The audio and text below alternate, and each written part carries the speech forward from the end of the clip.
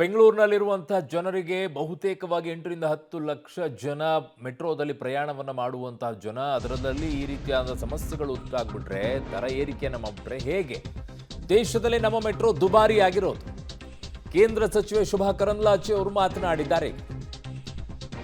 ಬೆಂಗಳೂರು ದಕ್ಷಿಣ ಸಂಸದ ತೇಜಸ್ವಿ ಸೂರ್ಯ ಪ್ರತಿಕ್ರಿಯೆಗೆ public TV ನಿರಂತರವಾಗಿ ಯತ್ನವನ್ನು ಮಾಡ್ತಾ ಇದೆ. ಕರೆಯನ್ನ ಶೋಭಾ ಕರಂದ್ಲಾಜೆ ಅವರು ಕೂಡ ಸ್ವೀಕರಿಸಿಲ್ಲ, ತೇಜಸ್ವಿ ಸೂರ್ಯ ಕೂಡ ಸ್ವೀಕರಿಸಿಲ್ಲ. ರಾಜ್ಯದ ಸಂಸದರಿಗೆ ಹೊಣೆಗಾರಿಕೆ ಇಲ್ವಾ ಹಾಗಿದ್ದಾಗ? ಕೇವಲ ದೂಷಣೆಯಲ್ಲಿ ಮುಳುಗಿಬಿಟ್ರ ಬೆಂಗಳೂರಿನ ಸಂಸದರು? ಉತ್ತರವನ್ನ ಕೊಡಬೇಕಾಗಿದೆಯಲ್ಲ. ಉತ್ತರವನ್ನ ಕೊಡಬೇಕಾದಂತ ಜವಾಬ್ದಾರಿ ಸ್ಥಾನದಲ್ಲಿರುವಂತವರು ಕೂಡ ಕೇಂದ್ರ ಮಂತ್ರಿಗಳಲ್ವಾ? ರಾಜ್ಯದ ಜವಾಬ್ದಾರಿ ಹೇಗಿದೆಯೋ ಹಾಗೆ ಕೇಂದ್ರದ ಜವಾಬ್ದಾರಿಯೂ ಕೂಡ ಅಷ್ಟೇ ಇದೆ ಅನ್ನುವಂಥ ಪ್ರಶ್ನೆ ಬಂದಾಗ, ಕೇಂದ್ರ ಅನ್ಯಾಯ ಮಾಡಿದೆ ಅಂತಂದಾಗ ರಾಜ್ಯದ ಮುಖ್ಯಮಂತ್ರಿಗಳ ಆದಿಯಾಗಿ ಎಲ್ಲರೂ ಕೂಡ ಹೋರಾಟಕ್ಕೆ ಮುಂದಾಗ್ತಾರೆ.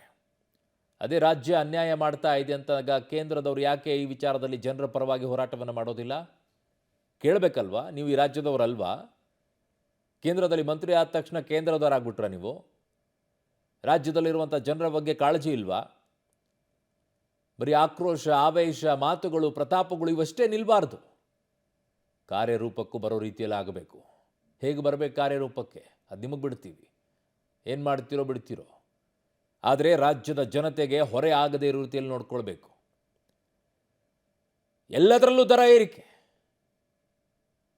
ಏನು ಮಾಡಬೇಕು ಜನ? ಆ ಕಡೆ ಕೇಂದ್ರದವರು ಒಂದು ರೀತಿಯಾಗಿ, ರಾಜ್ಯದವರು ಒಂದು ರೀತಿಯಾಗಿ ದುಡಿ ದುಡಿ ದುಡಿ ದುಡಿ ದುಡಿ ದುಡಿದ್ರು ಸಾಯ್ತಾ ಇದ್ದಾರೆ ಜನ. ಮಕ್ಕಳಿಗೆ ಆ ಕಡೆ ಶಾಲೆ ಕಳಿಸ್ಬೇಕು ಅಂತಂದರೆ ಅದರಲ್ಲಿ ಆ ಪ್ರೈಸ್ನಲ್ಲಿ ಕಾಂಪ್ರಮೈಸ್ ಇಲ್ಲ. ಅದು ಲಕ್ಷಗಟ್ಟಲೆ ಫೀಸ್ ಕಟ್ಟಬೇಕು, ಅದಕ್ಕೆ ದುಡ್ಡು ಹೊಂದಿಸ್ಬೇಕು, ಅದಕ್ಕೆ ಸಾಯ್ತಾರೆ. ಜಾಗ ತಗೊಳ್ಬೇಕು, ಅದಕ್ಕೂ ಕೂಡ ದರ ಏರಿಕೆ ಮಾಡಿ ಕೂತಿದ್ದಾರೆ. ಎಲ್ಲಿಂದ ಓದಾಡಬೇಕು ಜನ? ಜಾಸ್ತಿ ಆಗಿದೆ, ತುಂಬ ಬೇಜಾರಾಗುತ್ತೆ. ಯಾಕೆಂದರೆ ಈಗ ಸ್ವಲ್ಪ ಕಮ್ಮಿ ಇದೆ, ಒಳ್ಳೇದು. ವರ್ಷ ಇದು ಮಾಡ್ಕೊಂಡು ಹೋಗ್ತಾ ಇದ್ದರೆ ನೆಕ್ಸ್ಟ್ ಜನ ಸ್ವಲ್ಪ ಡೌಟೇ ಬರೋದು. ಯಾಕೆಂದ್ರೆ ಈ ಥರ ಕಮ್ಮಿ ಆಗಿಬಿಡ್ತಾರೆ. ಈಗಲೇ ಜನ ಸ್ವಲ್ಪ ನೊಂದೋಗ್ಬಿಟ್ಟಿದ್ದಾರೆ. ಎಲ್ಲ ಇನ್ನೇನು ಮಾಡ್ತಾರೆ, ಬಸ್ಗೆ ಹೋಗ್ತಾರೆ ಅಷ್ಟೇ ಜನ. ನೆಕ್ಸ್ಟ್ ಮುಂದಕ್ಕೆ ಕಮ್ಮಿ ಮಾಡಿದಷ್ಟು ಒಳ್ಳೆಯದು.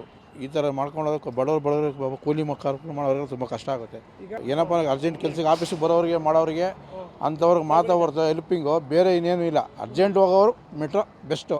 ಅದು ಬಿಟ್ಟರೆ ಬೇರೆ ಇನ್ನೇನು ಇದರಿಂದ ಯಾವುದಕ್ಕೂ ಲಾಭ ಏನಿಲ್ಲ. ಇಂಥದಕ್ಕೆಲ್ಲ ಸಪೋರ್ಟ್ ಮಾಡಿ ಮಾಡಬೇಕು. ಅವರು ಹೇಳಬೇಕು, ಅವರು ಗೌರ್ಮೆಂಟ್ನವ್ರು ಹೇಳಬೇಕು, ಸ್ಟೇಟ್ ಅವ್ರು ಹೇಳಬೇಕು, ಸೆಂಟ್ರಲ್ ಅವ್ರು ಇಬ್ಬರು ಮಾತಾಡ್ಕೊಂಡು ಮತ್ತು ಜನಗಳು ಅನುಕೂಲ ಮಾಡ್ಕೊಳ್ಳೋ ಹೊರತು ಜನಗಳು ತೊಂದರೆ ಕೊಡೋದೇ ಹೊರತು ಜನಗಳು ಏನು ಬಿಡಿ ಅನುಕೂಲ ಏನಿಲ್ಲ ಬಿಡಿ.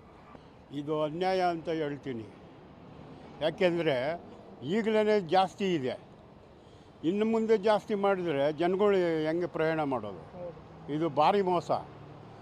ಸರ್ಕಾರ ಈ ಥರ ಮೋಸಕ್ಕೆ ದಾರಿ ಮಾಡಿಕೊಡ್ಬಾರ್ದು. ಮೆಟ್ರೋದಲ್ಲಿ ಓಡಾಡಲೇಬೇಕು ಜನ, ಅಡ್ವಾಂಟೇಜ್ ಮಾಡ್ಕೊಂಡಿರೋದು ಅವರು. ನಾವೀಗ ಪಬ್ಲಿಕ್ಕಲ್ಲಿ ಬಸ್ಸಲ್ಲಿ ಹೋದರೆ ಟ್ರಾಫಿಕಲ್ಲಿ ಸಿಕ್ಕಾಕೋತೀವಿ. ಅದರಿಂದ ಎಷ್ಟೇ ಖರ್ಚಾಗಲಿ ಮೆಟ್ರೋದಲ್ಲಿ ಬರಲೇಬೇಕಾಗ್ತದೆ ಅರ್ಜೆಂಟ್ ಕೆಲಸಗಳಿಗೋಸ್ಕರ. ಈ ರೀತಿ ಸರ್ಕಾರ ಜನಗಳಿಗೆ ಮೋಸ ಮಾಡೋದು ವರ್ಷ ಇನ್ನೂ ಒಂದು ವರ್ಷ ಆಗಿಲ್ಲ, ಇನ್ನೂ ಹೆಚ್ಚಿಸಿ ಈ ಥರ ಮೋಸ ಮಾಡ್ತಾ ಇದ್ದಾರೆ. ಸರಿನಾ? ಏನು ಮಾಡೋದು ಅಂದರೆ ಇನ್ನು ಇದನ್ನು ಬಿಟ್ಬಿಟ್ಟು ಇನ್ನು ಬಸ್ಸಲ್ಲಿ ಹೋಗ್ಬೇಕಾಗ್ತದೆ. ಬಸ್ಸಲ್ಲಿ ಜಾಮು, ಇಲ್ಲಿ ಬಂದರೆ ರೇಟ್ ಜಾಸ್ತಿ. ಹೆಂಗೆ ಬದುಕೋದು ಜನ? ನೀವೇ ಹೇಳಿ. ಬೆಂಗಳೂರಿನಿಂದ ಸಿದ್ದು ಅಂತ ಹೇಳಿ ಕರೆ ಮಾಡಿದ್ದಾರೆ. ನಮಸ್ಕಾರ ಸರ್. ಸರ್ ನಮಸ್ತೆ ಸರ್. ಯಾವ ರೀತಿಯಾಗಿ ಹೊರೆ ಆಯಿತು ನಿಮಗೆ ಈ ದರ ಏರಿಕೆಯಿಂದಾಗಿ? ಸರ್ ಬೆಂಗಳೂರಲ್ಲಿ ಮೆಟ್ರೋದಲ್ಲಿ ಸರ್ ಏನಂದ್ರೆ ಲಾಸ್ಟ್ ಟೈಮ್ 100% ರೈಸ್ ಮಾಡಿದ್ರು ಸರ್ ಫೇರ್. ಆಮೇಲೆ 71% ಇಳಿಸಿದ್ರು. ಇಷ್ಟು ರೈಸ್ ಮಾಡ್ತಾ ಇದ್ದಾರೆ ಸರ್. ಒಂದು ಅಕೌಂಟಬಿಲಿಟಿ ಇಲ್ಲ ಸರ್. ಯಾರ್ದು ಅಥಾರಿಟಿ ಏನು ಅಂತ ಹೇಳಿ ಈಗಲೂ ಗೊತ್ತಾಗ್ತಾ ಇಲ್ಲ ಸರ್. ಎಲ್ಲ ಜನಗಳಿಗೂ ಅದು ಫುಲ್ ಕನ್ಫ್ಯೂಷನ್ ಎಲ್ಲ ಇದೆ. ಇವ್ರು ಅವ್ರ ಮೇಲೆ ಹಾಕ್ತಾರೆ, ಇವ್ರ ಮೇಲೆ ಹಾಕ್ತಾರೆ. ಎಲ್ಲದೂ ರೇಟ್ ಆಗಿದೆ ಸರ್. ನಂದು ಆಕ್ಚುಲಿ ಶಿವಮೊಗ್ಗ ಸರ್. ನಾನು ಅಲ್ಲಿ ವರ್ಕ್ ಮಾಡ್ತಾ ಇದ್ದೀನಿ, ಬೆಂಗಳೂರು ವರ್ಕ್ ಮಾಡ್ತೀನಿ, ಓಡಾಡ್ತೀನಿ ಮೆಟ್ರೋದಲ್ಲಿ. ಅಲ್ಲಿಂದ ಎಲ್ಲಿಗೆ ಹೋದ್ರು, ಶಿವಮೊಗ್ಗ ಸುತ್ತಮುತ್ತ ಎಲ್ಲೇ ಹೋದ್ರು ಒಂದು ರೋಡ್ ಬರಂಗಿಲ್ಲ ಸರ್. ರಾಜ್ಯ ಸರ್ಕಾರದ್ದು ಎಷ್ಟು ಶಾಪ ಹಾಕ್ತೀನಿ ಅಂದ್ರೆ, ಒಂದು ಪ್ರೆಗ್ನೆಂಟ್ ಲೇಡಿನ ಒಂದು ರೋಡಲ್ಲಿ ಕರ್ಕೊಂಡು ಹೋಗಕ್ಕಾಗಲ್ಲ ಸರ್. ಅಷ್ಟು ಹಾಳಾಗಿ ಹೋಗಿದೆ ರಾಜ್ಯ ಸ್ಟೇಟ್ ರೋಡು ಎಲ್ಲದು. ಅಕೌಂಟಬಿಲಿಟಿ ಇಲ್ಲಲ್ಲ ಸರ್. ಈಗಲೂ ಮೆಟ್ರೋನ ಅವ್ರ ಇವ್ರ ಮೇಲೆ ಹಾಕ್ತಾರೆ, ಇವ್ರ ಅವ್ರ ಮೇಲೆ ಹಾಕ್ತಾರೆ. ಯಾರ್ದು ನಿಜವಾದ ಅಂತೇಳಿ ಹೋದ್ ಸಲ ರೈಸ್ ಆದಾಗ್ಲೂ ಗೊತ್ತಾಗಿಲ್ಲ ಜನಗಳಿಗೆ, ಈ ಸಲನೂ ಗೊತ್ತಾಗಲ್ಲ ಸರ್. ಇಬ್ಬರದು ಪಾತ್ರ ಬಹು ದೊಡ್ಡದಾಗಿದೆ ಇದರಲ್ಲಿ. ಹೌದು ಸರ್, ಹೌದು ಸರ್. ದಯವಿಟ್ಟು ಅದು ನಿಮ್ ಕಡೆಯಿಂದಾನೇ ಆಗ್ಬೇಕು ಸರ್ ಅದು. ಥ್ಯಾಂಕ್ ಯು ಸಿದ್ದು ಅವರೇ, ಪಬ್ಲಿಟಿ ಜೊತೆಗೆ ಮಾತಾಡಿದ್ದಕ್ಕೆ. ನೋಡಿ, ಜನ ಎಷ್ಟು ಹೈರಾಣಾಗಿ ಹೋಗಿದ್ದಾರೆ. ನಾವು ಹೇಳಿದ ತಕ್ಷಣನೇ ಇವ್ರು ಏನು ಕೂತ್ಕೊಂಡ್ಬಿಟ್ಟು ಹೇಳ್ಬಿಡ್ತಾರೆ ಅಂಥೇಳಿ. ಜನ ಚೀತು ಅಂತ ಉಗಿತಾ ಇದ್ದಾರೆ ರೀ. ನೀವು ಕೊಟ್ಟಿರುವಂಥ ಗ್ಯಾರಂಟಿಗಳ ವಿಚಾರದಲ್ಲಿ ನಿಮಗೆ ಭಾಳ ದೊಡ್ಡ ಮೆಚ್ಚುಗೆ ಇರಬಹುದು. ಆದರೆ ಯಾವ ರೀತಿಯಲ್ಲಿ ಜನ ಹೈರಾಣಾಗಿ ಹೋಗಿದ್ದಾರೆ ಅಂತಂದರೆ ಅದರಿಂದ ಆಗಿರುವಂಥ ಬೇರೆ ಬೇರೆ ಸಮಸ್ಯೆಗಳಿದೆಯಲ್ಲ, ಒಂದಲ್ಲ ಎರಡಲ್ಲ. ನೀವು ಅದಕ್ಕೋಸ್ಕರ ದುಡ್ಡನ್ನು ಹೊಂದಾಣಿಕೆ ಮಾಡ್ಕೊಳ್ಳೋಕ್ಕೋಸ್ಕರ ಬೇರೆ ಬೇರೆ ಬೇರೆ ಬೇರೆ ಬೇರೆ ದರ ಎಲ್ಲ ಏರಿಕೆ ಮಾಡಿ ಕೂತಿದ್ದೀರಾ. ಈಗ ಬರ್ತಾ ಇರೋ ಮಾಹಿತಿಗಳು, ಹೋಮ್ ಗಾರ್ಡ್ಗಳಿಗೆ 3-4 ತಿಂಗಳಿಂದ ಸಂಬಳ ಕೊಟ್ಟಿಲ್ಲ. ಹಲವು ಡಿಪಾರ್ಟ್ಮೆಂಟ್ಗಳಲ್ಲಿ ಡೀಸೆಲು ಪೆಟ್ರೋಲ್ಗಳಿಗೆ ಕಾಸು ಕೊಟ್ಟಿಲ್ಲ. ಎಲ್ಲೂ ಕೆಲಸಕ್ಕೆ ಹೋಗ್ತಾ ಇಲ್ಲ, ಅವರು ಓಡಾಡೋಕ್ಕಾಗ್ತಿಲ್ಲ. ಅವರು ದುಡ್ಡನ್ನು ಹಾಕ್ಕೊಂಬಿಟ್ಟು ಓಡಾಡುವಂಥ ಪರಿಸ್ಥಿತಿ ಸರ್ಕಾರಿ ಕೆಲಸಗಳಲ್ಲಿ. ಯಾವ ಹಂತಕ್ಕೆ ತಂದಿಟ್ಟಿದ್ದೀರಾ ಅಂತ ನಿಮ್ಮನ್ನು ನೀವು ಯೋಚನೆ ಮಾಡ್ಕೊಳ್ಳಿ. ಇಯರ್ ಎಂಡ್ ಬಜೆಟ್ ಬೇರೆ ಮಂಡನೆ ಮಾಡೋಕ್ಕೆ ಹೋಗ್ತಾ ಇದ್ದೀರಾ. ಇನ್ಯಾವ್ಯಾವ್ದು ಹೊರೆ ಹಾಕ್ತಿರೋ ಗೊತ್ತಿಲ್ಲ.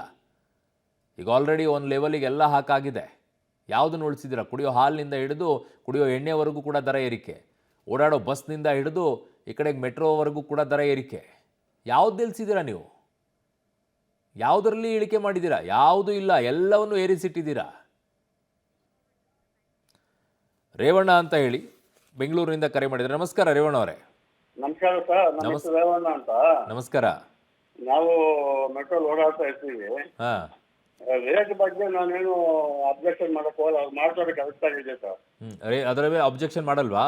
ಇಲ್ಲ ಇಲ್ಲ, ಯಾಕಂತ ಕೇಳಿ, ಹಾಂ, ಜನಗಳು ಓಟ್ ಹಾಕಿ ಫುಲ್ ಪವರ್ ಕೊಟ್ಬಿಟ್ಟಾರ ಅವ್ರು. ಅವ್ರು ಏನು ಮಾಡಿದ್ರು ನಡೆಯುತ್ತೆ. ಅವ್ರು ಏನ್ ಮಾಡೋದು ಅದನ್ನ ನಾವು ಮಾಡಿಸ್ಕೊಬೇಕು ಅಷ್ಟೇ. ಹ್ಞೂ ತಪ್ಪು ಯಾರ್ದು? ಓಟ್ ಹಾಕ್ದವ್ರದ್ದೆ. ಹಾ, ಹಾಂ ಸಬ್ಜೆಕ್ಟ್ ತಪ್ಪು ಎಲ್ಲೈತೆ ಅಂತ ನಾವು ಕಂಡುಹಿಡಿದಿಲ್ಲ. ಹಾಂ ಹಾಂ ಅವ್ರ ಮೇಲೆ ದೂಷಣೆ ಮಾಡಿದ್ರೆ ಪ್ರಯೋಜನ ಐತೆ ಹೇಳಿ. ನೀವು ಕಾಂಗ್ರೆಸ್ಸಿಗೆ ಹಾಕಿದ್ರಾ? ಯಾರಿಗೋ ಒಬ್ರಿಗೆ ಹಾಕಿದ್ದೀವಿ. ಹಾಂ ತಪ್ಪು ಅಂತ ಒಪ್ಕೊಬೇಕಾಗತ್ತೆ ನಾವು ಇವಾಗ. ಜನಗಳು ಒಪ್ಕೋಬೇಕು ಸರ್ ಅದನ್ನ. ನಾನು ಹೇಳೋದು, ಹಾಂ ಜನಗಳನ್ನ ಅಭಿವೃದ್ಧಿಗೋಸ್ಕರ ಅವರು ಕೃಷಿ ಬೆಳೆದು ಅಲ್ಲ, ಜನ ಆಯ್ಕೆ ಮಾಡಿದ್ದು ಗ್ಯಾರಂಟಿಗಳಿಗೋಸ್ಕರ ನಾವು ಗ್ಯಾರಂಟಿ ಕೊಟ್ಟಿದ್ದೀವಿ ಅಂತಾರೆ. ಅದು ಕರೆಕ್ಟೇ. ಆ ಗ್ಯಾರಂಟಿಯಿಂದ ಕೊಡ್ತಾ ಇರೋದು 2,000, ಹ್ಞೂ ಕಿತ್ಕೊಂತ ಇರೋದು 5,000. ಹ್ಞೂ ಹ್ಞೂ ಹ್ಞೂ ಈಗ ಕರೆಕ್ಟ್ ಈಗ. Okay okay okay, correct. Yes, ಧನ್ಯವಾದಗಳು ರೇವಣ್ಣ ಅವರೇ ಪಬ್ಲಿಟಿ ಜೊತೆಗೆ ಮಾತಾಡಿದ್ದಕ್ಕೆ.